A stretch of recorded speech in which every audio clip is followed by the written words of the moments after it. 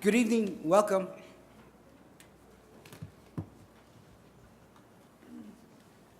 Dr. Gonzalez, are you comfortable?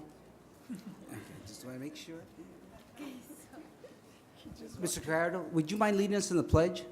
Oh, I thought you were going to have Dr. Gonzalez do it. No. He was just rushing to sit down. I want to make sure he was comfortable before we.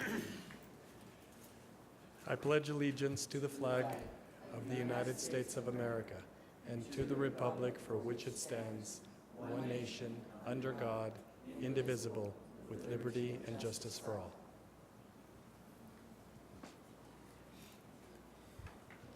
Pam, would you please note everyone is present?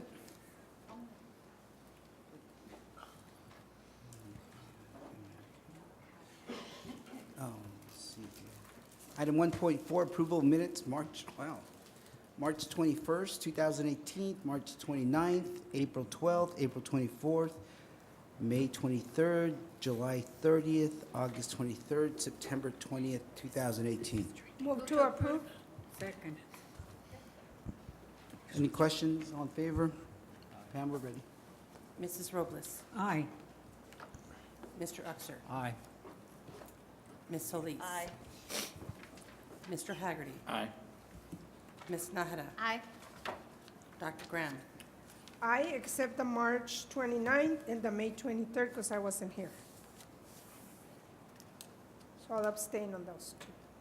Yes, ma'am. And Mr. Fierro. Aye. Item 1.6, do we have anyone signed up for, anyone in the audience here to speak on the open forum? Once, twice? Okay. Pam? Item 1.7, presentations by individuals, groups, and organizations. Item 1.7.1, optional presentations will be made by the presidents of the Classified Staff Association, the Professional Staff Association, the Faculty Association, and the Student Government Association.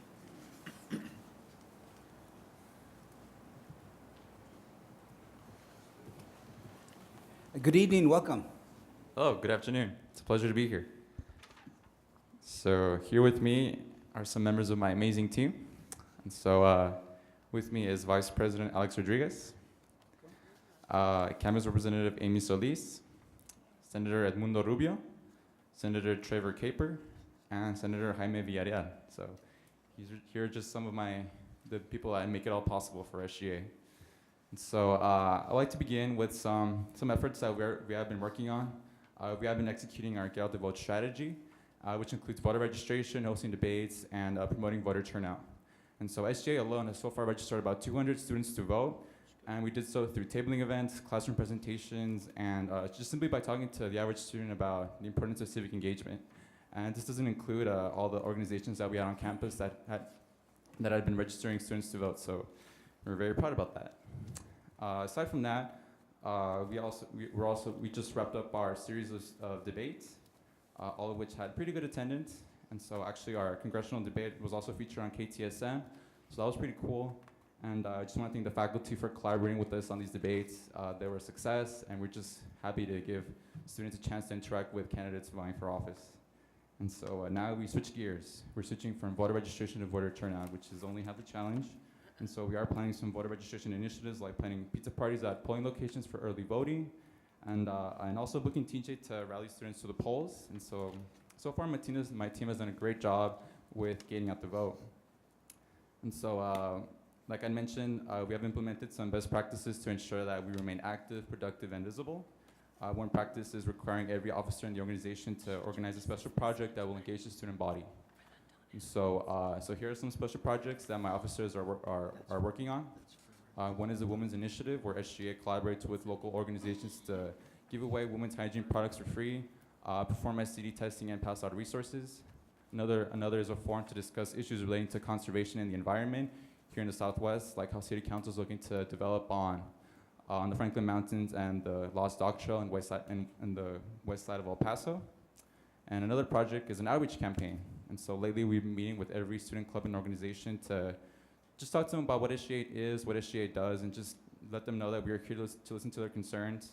Our goal is to meet with all 50 clubs And so, so far we met with about like a third of them, like 12 or 15. And so we're also planning on having town halls and just speaking with students who are just sitting around and just talking to them about what SGA is and that we're here to listen to them. And so on the topic of advocating for student clubs and organizations, we as SGA must continue to advocate for policies that that benefit students. And one policy is College Procedure 410-710 student travel. And so students spoke at the April Board of Trustees meeting. We spoke with President Serrata, and we also submitted remarks on the most recent revision, which made the policy even more restrictive. So there's no question that we've been making a strong effort to have our voices heard, and we just hope to meet with the legal team sometime soon to understand the logic behind why the policy is the way it is.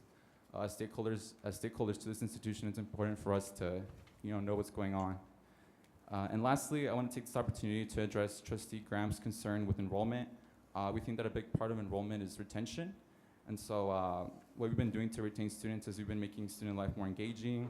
In the past, we did do a petition to make new student orientation mandatory. And so if students have a strong sense of pride, then they're more likely to stay and get their associates, and having a fun and effective NSO is just the first step. And so, but in the student leadership department, our counterparts are the student ambassadors, and they do a lot of community involvement. Specifically, each ambassador has to do 90 hours each in community service. So that's really good. And of course, if recruiters want to collaborate with SGA, we're more than willing to lend a helping hand. And so thank you. We appreciate the opportunity to serve the community. So that's it for my report. Thank you. Thank you very much. Thank you. We're very proud of the work you guys are doing, and lady.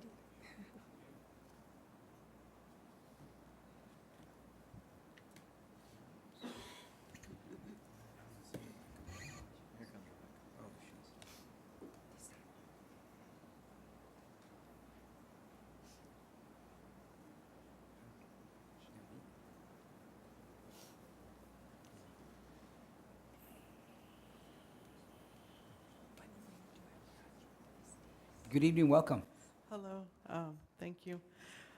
Beautiful cold afternoon, Dr. Serrata, board members and attendees. My name is Carmen Wages, and I'm the Professional Staff Association president, and I'd like to provide an update on our association's activities.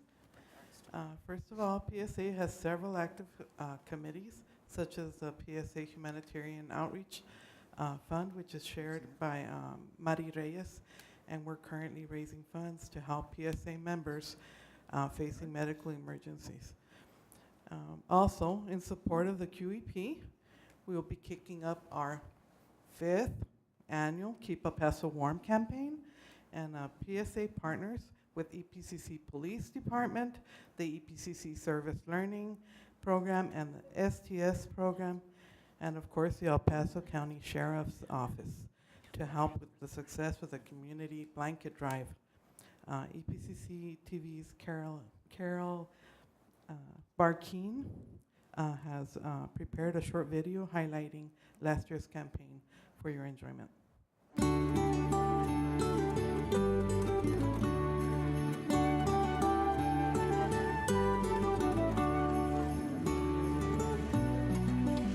I'd like to welcome all of you to the 4th annual Keep El Paso Warm Blanket Drive. Not only is it EPCC's mission to provide affordable, high-quality education, the college is also committed to giving back to the community. We recognize that individuals can't pursue education unless they have their basic needs met. Through collaboration district-wide and our strong partnership with the El Paso County Sheriff's Office, we are happy to be having the 4th annual El Paso Warm Blanket Drive. Today, we see more than 189 blankets as a result of this drive. Clearly, in El Paso, there's a great need. Throughout the community, but more so in our county areas, the unincorporated areas. A lot of poverty, a lot of families struggle to even put food on the table at times. So when we have an opportunity to engage in a project like this, we jump at it. And it's through the goodwill and hard work and efforts of people like you, the El Paso Community College, its students, staff, and faculty, that we're able to make people's lives a little bit better. These blankets are going to get good use. They're going to go to people who otherwise would not have these kind of blankets to keep them warm during some of our colder nights here during the winter in El Paso. And you can bet that they are going to be so appreciative of what you all have done.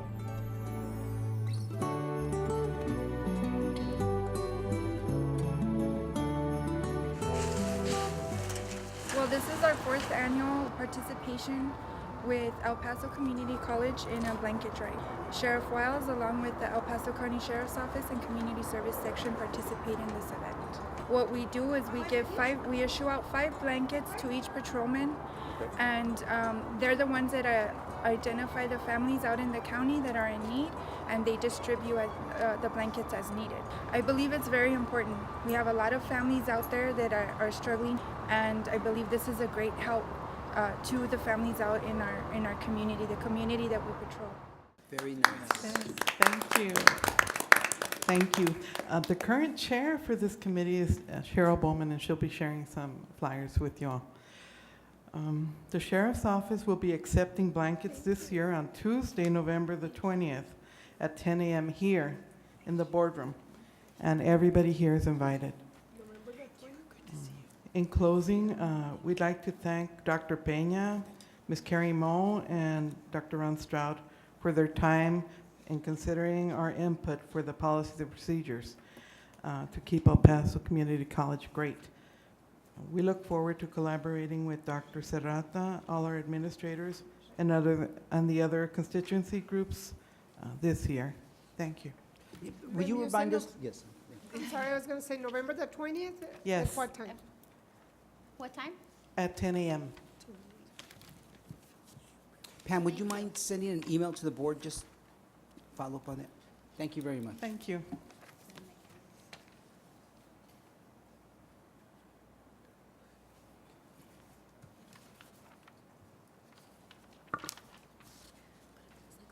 Good evening, Ms. Bell. Good evening. I hope everyone is doing well.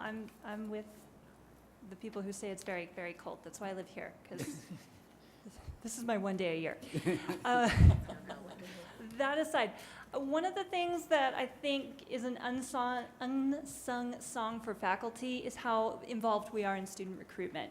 And not just trying to bring students into our programs, but trying to bring students into the college.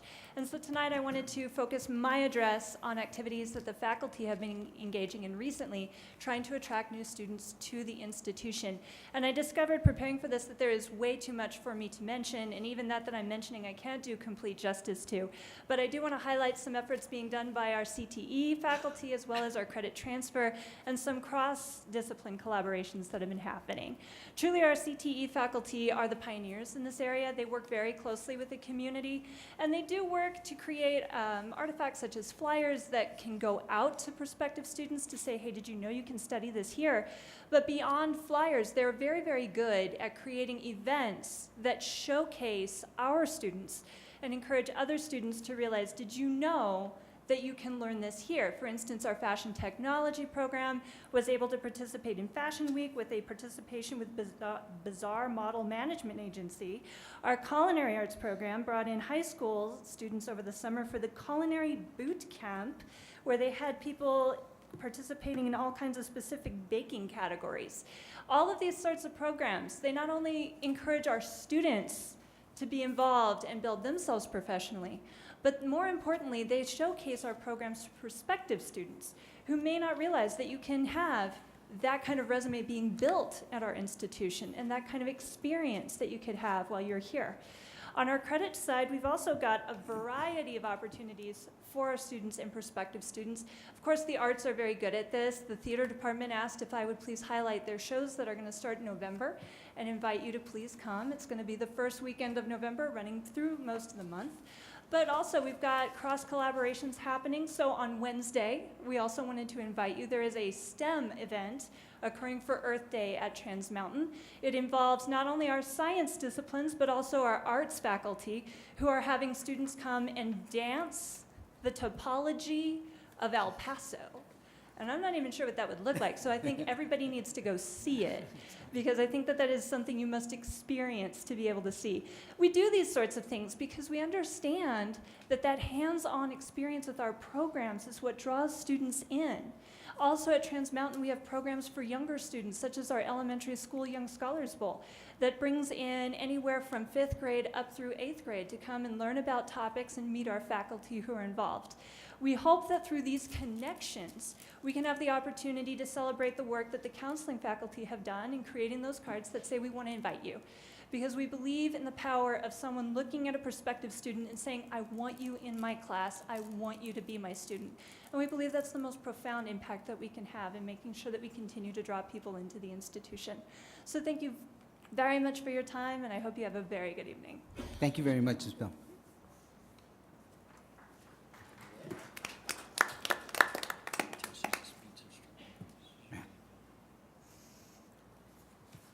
Item 1.8, communications, none. Item 1.9, Board of Trustee business. Item 1.9.1, the Board of Trustees will deliberate on naming a committee to conduct interviews for the appointment of trustee District 4 for the El Paso County Community College District. When, excuse me, already choking up. When Dr. Rhodes, then followed by Dr. Roberts, and currently Dr. Serrata, would go to the podium and talk about bittersweet moments, and I always thought, never understood, because I thought, how exciting, this is a whole new chapter that these individuals are going into. I don't see the bittersweetness. Unfortunately, this is a bittersweet moment for us, and we're not saying goodbye, or we're not expecting any less work from Ms. Solis until it's official. But we are at the point where, as a board, we need to have a discussion or a motion to move forward on what our next steps will be. As I see it, we have three options. One is to appoint a committee that would be chaired by Ms. Solis. And then that committee could come back and either make a recommendation, suggestion, or a non-suggestion to the board. We can do nothing and leave the position open until the election cycle comes in play, or we can wait, or we can call a special election. The issues we need to consider is we are in the midst of some grand work right now. We are working and completing part of the master plan. We have 6 buildings that are in the process of being completed and to be opened, turnkey, on time and under budget. Did I get that right, Ms. Yes. Dr. Graham? Okay. Ahead of schedule, sir. Ahead of schedule, that was it, thank you. And potentially, at some point in the near future, this body is going to have to have a debate and consider a bond, whether we were going to go out to the public and ask them to consider a bond for the college. So these are all very important things that we need to weigh right now and then come up with a decision on what way or how we plan to proceed. With that, if anyone else has any other suggestions or other recommendations or motions, we'll entertain them.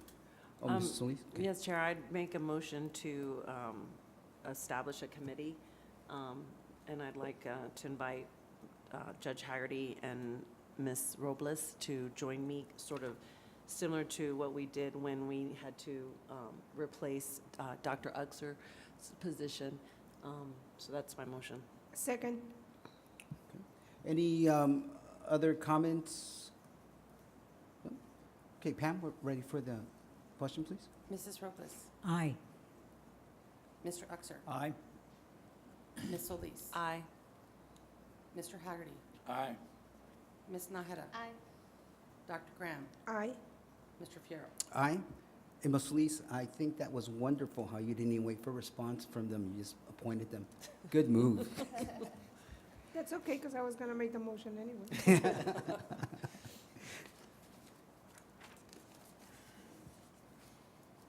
Item 1.10, Board Reports. Item 1.10.1, Treasurer's Report, none. Item 1.10.2, President's Report. Item 1.10.2.1, Dr. William Serrata will update the Board of Trustees and audience on recent events that have transpired at the college. Chair Fierro, members of the board, brief report. Wanted to follow up on a couple of items with the board and update you. First, want to begin with a congratulations to Board Chair Art Fierro, who was recognized on October the 8th with a Hispanos Triunfadores Award for his work in education. Thank you, Dr. Congratulations, Chair. On Friday, October the 12th, Fitch Bond Ratings announced that it has upgraded the college's district's bond rating from A+ to AA. This is an upgrade of 2 levels. Congratulations to Ms. Vice President Josette Shaughnessy and her team, Mr. Flores, for the great work. A real testament to the college moving forward, so well done. Members of the Accelerating Latino College Completion Team joined myself and the chair in attending the Celebración de Excelencia on October the 11th, 2018 in DC, where EPCC was one of 5 finalists for the Examples of Excellencia Award in the Community College or Associate Degree granting field for its dual credit and early college high school programs. We did not win. We were a finalist. Cerritos College actually was awarded that award. What do they have that we don't Yeah. have? Well, That was a movida. they don't have the chair of the board as a member of the college. I chair that particular board. I think it would be a little odd if we won. But I was very proud of the institution for being selected as a finalist. Wait, so we got penalized because I you're on think the so, board? Dr. Graham. I think we did. As I looked at the data, and it's hard for me to understand as well. Dr. Graham, I don't understand how come you didn't vote twice. In addition to that particular event, the Celebración event, the next day was the ALAS Institute. ALAS stands for Accelerating Latino Student Success. It was a day long of those institutions as well as others providing information, really good information. I would like to highlight for the board the leadership luncheon in particular. This was a very, very powerful session. It's the ongoing legacy of Latinos as education advocates. Briefly, the description is Latinos have been at the forefront of legal fights to improve education in the United States to benefit all students for many years. Yet too few are aware of this critical history. The 2018 Leadership Luncheon will present a conversation about the legacy of advocacy and education with leaders in the field as we continue to advance equity and address the implications for today's students as they pursue post-secondary education. The featured speakers were Enrique Aleman, who's a professor and department chair of educational leadership and policy studies at the University of Texas at San Antonio. He also provided clips of his documentary film, which is very moving. We've already contacted Dr. Aleman on the possibilities of him visiting El Paso and screening his documentary. In addition, Tomas Sainz, the President and General Counsel for the Mexican American Legal Defense and Education Fund, MALDEF, was also a featured speaker during the luncheon, and really provided some context of where we are, what the challenges are, what we see coming forward. But both did a tremendous job, and want to thank the team that joined me in attending that. The mission of the Foundation for El Paso Community College is to promote access to scholarships and excellence in educational process to benefit all individuals seeking learning opportunities. Congratulations to Dr. Dolores Gross and the team at the Foundation for EPCC for planning another successful fajitas and margaritas for student scholarships. I'd like to share a few highlights of the event with each of you. The event was attended by more than 270 people. I want to thank each of the trustees and individuals here today who showed their support by attending. The signature event is the Foundation's main fundraiser. Proud to report that this year we had 26 sponsors and raised more than $50,000 for student scholarships. This is an increase of more than $15,000 from last year's event. We were also able to taste food and drinks prepared by our own culinary students, as well as we were entertained by the fine musicians from our music department. Once again, kudos to Dr. Gross and the Foundation staff, as well as the Foundation board, along with culinary arts, media services, facilities, marketing, and all of the other departments who helped ensure we can provide more scholarships to help students complete their degrees and reach their dreams. On October the 9th, El Paso Community College commemorated Fire Prevention Week and held a grand opening for its new state-of-the-art Fire Technology Academy training facility. The 60,000 square foot facility will help prepare the next generation of firefighters, Judge Haggerty, I know you're proud of that, to train to save lives and keep our community safe. our Fire Technology Academy students and faculty held a fire prevention demonstration and showcased the many features of this new facility which help our students develop the skills they need for life-saving in emergencies. The event was covered by nearly all local media and was attended by nearly 200 representatives from our community partners in the region. We're proud to recognize our Fire Technology Advisory Committee, which has participants from area school districts, fire departments, and other community organizations. Because of this collaboration, we are able to ensure that our city and county has the infrastructure and highly skilled workers that are needed to sustain our community.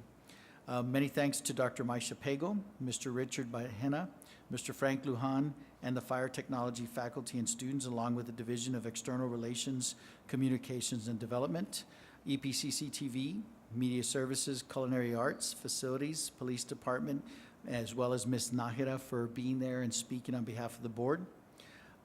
And today, I would like to highlight, I joined just earlier this morning, I joined Vice President Smith and Dean Joshua Villalobos in attending the Socorro Independent School District Mission Early College High School's National Blue Ribbon Recognition Ceremony. And they gave us blue ribbon pins, Dr. Graham.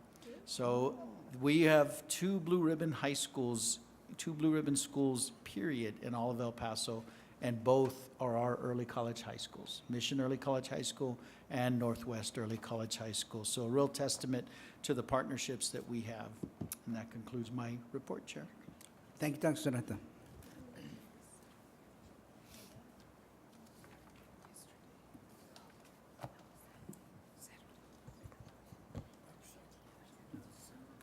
Item 1.11, consent docket. This includes item 3.2.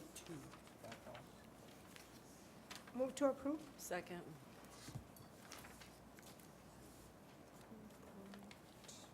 Any questions? Mrs. Robles? Aye. Mr. Uxer? Aye. Ms. Solis? Aye. Mr. Haggerty? Aye. Ms. Nahara? Aye. Dr. Graham? Aye. Mr. Fierro? Aye. Aye. Go ahead. Good. Item 2.0, administration, none. Item 3.1, full-time institutionally funded actions. Move to approve. Second.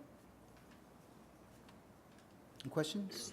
I have a question on one, page 58, Dr. Serrata, at the bottom on the left-hand side, you have a title change there, but it doesn't say anything if there's a salary adjustment. Can you give us a follow-up later on? I will, Dr. Graham, thank you. Thank you, sir.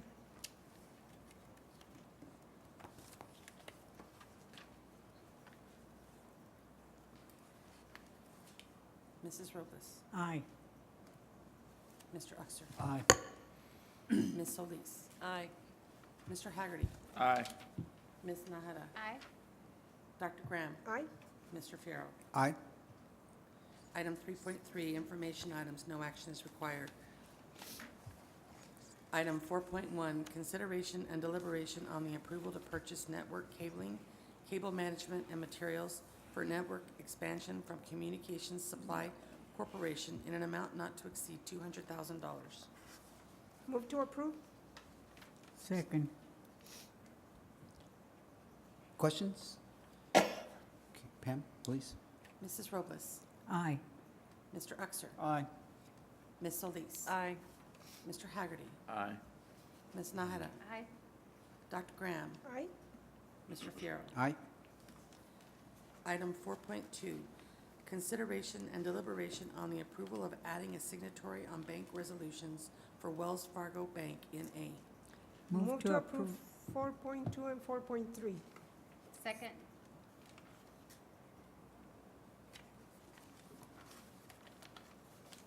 Item 4.3, consideration and deliberation on the approval of a resolution designating an additional representative authorized to transact business with TexPool, a Texas local government investment pool. Questions? Pam? Mrs. Robles? Aye. Mr. Uxer? Aye. Ms. Solis? Aye. Mr. Haggerty? Aye.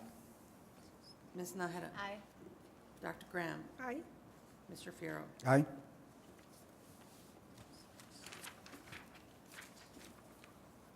Item 5.1, consideration and deliberation on the approval to increase the existing contract amount to Olympus Building Services Incorporated for district-wide janitorial services in an amount not to exceed $182,779.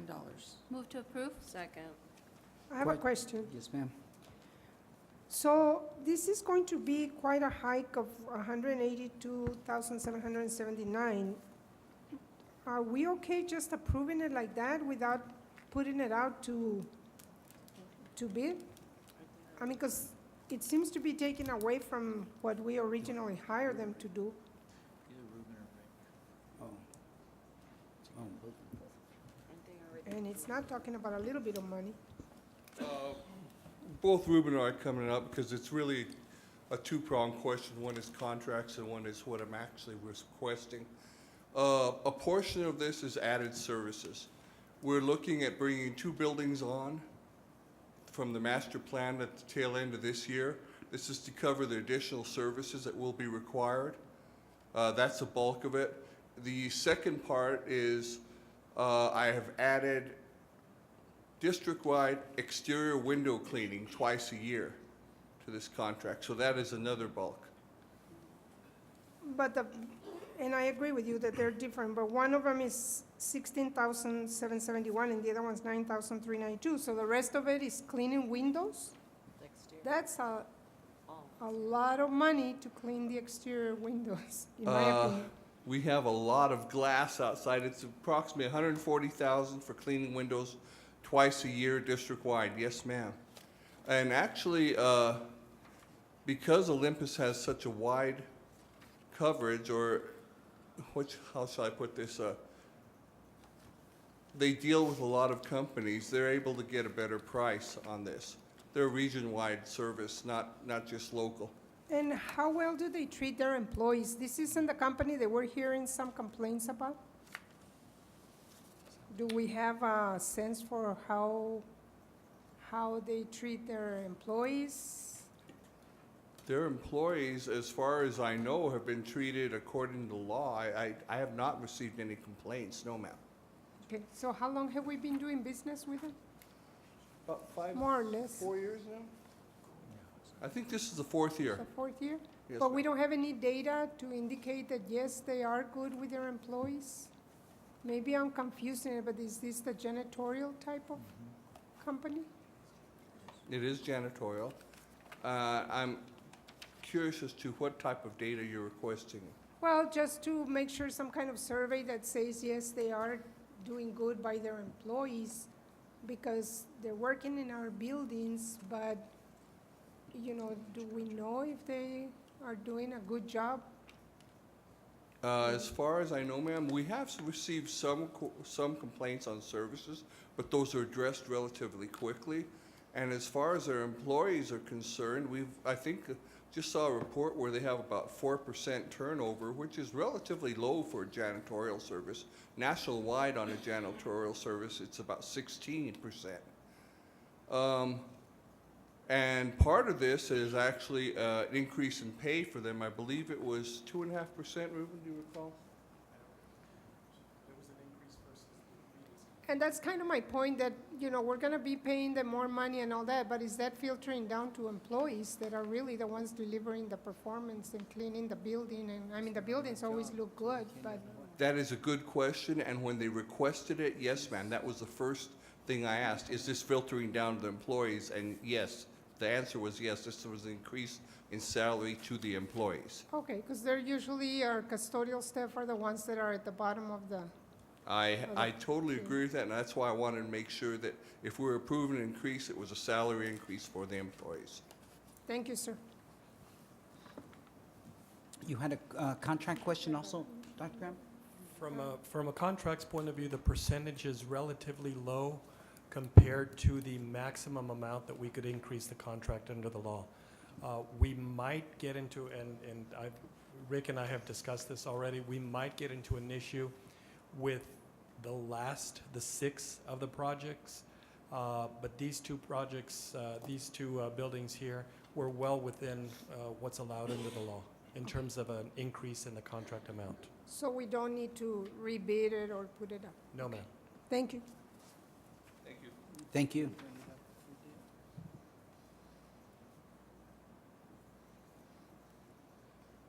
Any other questions? Mrs. Robles? Aye. Mr. Uxer? Aye. Ms. Solis? Aye. Mr. Haggerty? Aye. Ms. Nahara? Aye. Dr. Graham? No. Mr. Fierro? Aye. Item 6.1, consideration and deliberation on the approval of the new Associate of Applied Science and Certificate in Echocardiography academic programs in the amount of $181,000. Motion to approve. Second. Can we have a description of the program, please? Like in layman's term? Dr. Mitchell is coming up to the Oh, podium. there's, Let me thank Dr. Mitchell and her team for developing the program. This is a program that has been highly coveted from the medical field, in particular from Dr. Lang at Texas Tech Health Science Center, as well as the hospital boards. This is a high-need program. Dr. Mitchell, thank you for being here to explain to And I read the it ladies. twice, and I still didn't know what it was, but it sounded so good. Good evening, Dr. Mitchell. Good evening. Thank you. Yes, this is the first step in getting our new program totally underway. As you know from the plans for the Rio Grande campus, on the 6th floor of the new building, we have an echocardiography lab. And however, before we can admit students, we have to get the program officially approved through the Texas Higher Education Coordinating Board, then SAC-COC, and then we need to work on developing the program courses, hiring the faculty prior to that to develop the courses and to start the program and then to get it specialized accreditation. So with me, I have, where'd you go? Yeah. Yvette Huerta, who is our our director for curriculum and instruction, who helps us facilitate that. And we have Ms. Soraya Hajar, our grants manager, and Nora Balderas, who is our coordinator for the diagnostic medical sonography, which is a related program, but she's standing in until we hire someone in ECHO. So Nora, you want to tell them what ECHO does? Oh, thank you. Program, or we, sorry. In ECHO, we do the heart. So it's an ultrasound of the adult heart. We also have general sonography, which I have been the coordinator for the last 25, 28 years now. So we have done a great job in producing for the community ultrasound sonographers. Now the community needs echocardiography. So echocardiography is going to put out the sonographers that need to do the exams of an ultrasound of your heart.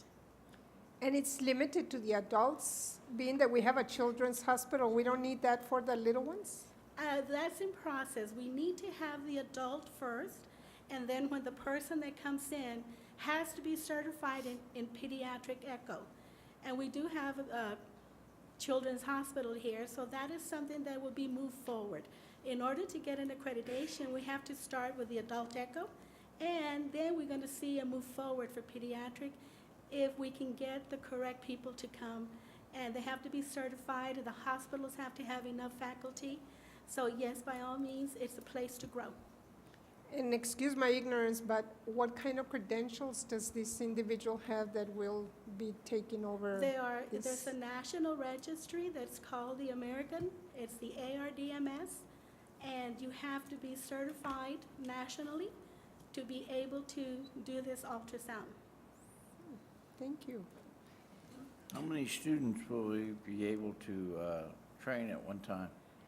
I can't understand what. How many students are you planning on We're putting? planning to start with 10, and then we're going to have 10 per year, so it'll be 20. Right now, we have 10 general sonographers, so we have a program that does general. We have 20 students, and then this is going to be a separate program. So it won't be the same amount of students, or different students. Do you have an idea of the employability of these individuals? It's the community that has come to El Paso Community College begging for us to do a program in ECHO. So we're here to serve. Everybody in town wants one, and it has been brought to our attention that we're doing, Texas Tech is bringing in doctors. So it is the doctors that we need to keep in El Paso. So in order to keep the doctors in El Paso, we have to have the sonographers so that they can actually do the work they need to do. And the quick question The for, baby boomers are coming. the question for, I'm not sure, Dr. Mitchell or Dr. Serrata, when we get to the stage where we're doing the pediatrics, do we have enough space for that? It would be a specialty. I'll defer to Dr. Mitchell. This is her expertise. But from my perspective, it would be a specialty within this particular area. Yes, we would utilize the same lab. Okay. Pediatric would probably be a smaller program than the adult, because we only have the two hospitals doing a lot of children's services, but that we would have to assess as we go So we have the appropriate space. with the appropriate space. Thank you. Yes. What kind of salary do these individuals draw when they're fully credentialed, more or less? We usually have between 55 and 60,000 is what the normal person here in El Paso would be making. Of course, out of this area, they make a lot more. And these individuals who would be getting the Associates of Arts, of Applied Arts, of Applied Sciences, 2 years, and then once they get their certificate, they would be making upwards 50,000 to 60,000. Wow, that's So when we great. met with the advisory committee, which was just a couple of weeks ago, the individuals that were there, they were the department heads for the hospitals and the different areas where these individuals would conduct their practicum. They were very excited to have this on board because there is a need since we're living longer. And this would fulfill a need that's very much needed in the El Paso region. Great. Well, congratulations for being so thoughtful in getting this on the table. Thank you. And the estimate on the budget is the startup costs for including hiring our faculty to develop the course and be ready to teach. We can't really recruit the students until we have an approved program, so your approval is critical. It's Okay. required by everyone. Thank you, Dr. Mitchell. And Thank thank you. you to your team. Yes. Thank you. Any other questions? Not a question, Chair, but let me just thank the board, as well as Ms. Shaughnessy, for helping us find the resources. This is the second floor for this particular project. We wouldn't even be offering this particular program if we hadn't found and dedicated the resources to add the additional 32,500 square feet. When we asked Dr. Mitchell and said, okay, if we added this floor, do you have the programs? And she said, absolutely, we're ready to go. So thank you to the board as well, and Vice President Shaughnessy. Again, thank you so much, Dr. Thank Mitchell, you. and to your team. Thank you. Thank you. Any other questions? None? Pam, we're ready? Mrs. Robles, Aye. Mr. Uxer, Aye. Ms. Solis, Aye. Mr. Haggerty, Aye. Ms. Nahara, Aye. Dr. Graham, Aye. Mr. Fierro. Aye. Item 6.2, consideration and deliberation on the acceptance of a grant award from the Texas Higher Education Coordinating Board under the Carl D. Perkins Basic Grant for Career and Technology in the amount of $716,396. Move to approve item 6.2 and item 6.3. Second? Item 6.3, consideration and deliberation on the acceptance of a grant award from the Texas Workforce Commission in the amount of $207,340. Any questions? Under item 6.3, what are the apprenticeships programs that we're looking at? The apprenticeship programs that are listed there are starting with the electrician, pretty much most of the trades areas. But we do HVAC, we also have motor grade controls and plumbing and so forth. Basically, this is a contract with some of our local union and as well as non-union presenters. And we build the instructional areas around them. Right now, we find that it is imperative that we work with apprenticeship programs so that we get those middle skills growing and the students have a lot of success and good jobs with those things. Thank you, Dr. Rios. I have a question. Yes.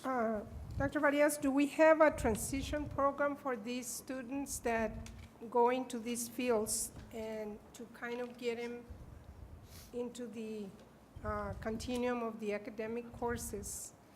We have when they get some industry certifications along with their apprenticeship programs, there are pathways for going into the credit programs. Directly, we have not yet evolved to that level of point, which is one of the things that we're trying to do at this point. Yeah, and I think that that has a high sense of urgency only Yes. because in the discussions that we've had regarding CTE kind of accreditation, it was always envisioned at the Texas Workforce Council that we are not really calling it vocational education because we don't want students to get stuck in that, but to continue their education and move beyond the certification into either a bachelor's degree, a master's degree, or so that pathway needs to be like moved forward with a high sense of urgency so that they have access to it. Right, that is correct. Also, the Department of Labor has expanded their definition on apprenticeships and allowing for more. In fact, this last year, even the nursing areas can get apprenticeship programs going through that. One of the things that we're looking at is to take our trades areas that we have right now and see what type of articulation we get back credit towards the students so that they can get those associate's degrees from those apprenticeship programs. Could we have a report later on, Dr. Serrata, on where we are as far as crafting those pathways? Absolutely, Dr. Graham, and I agree. I mean, the degree that these programs would be including the echocardiograph program that we just heard about, would be a BAAS, a Bachelor's of Applied Arts and Sciences, after they receive the associate's degree. So absolutely, we have been working closely with UTEP in developing and expanding that particular degree, but we'll provide an additional report. Thank you, sir. Yes, ma'am. Ready, Pam? Mrs. Robles? Aye. Mr. Uxer? Aye. Ms. Solis? Aye. Mr. Haggerty? Aye. Ms. Nahara? Aye. Dr. Graham? Aye. Mr. Fierro? Aye.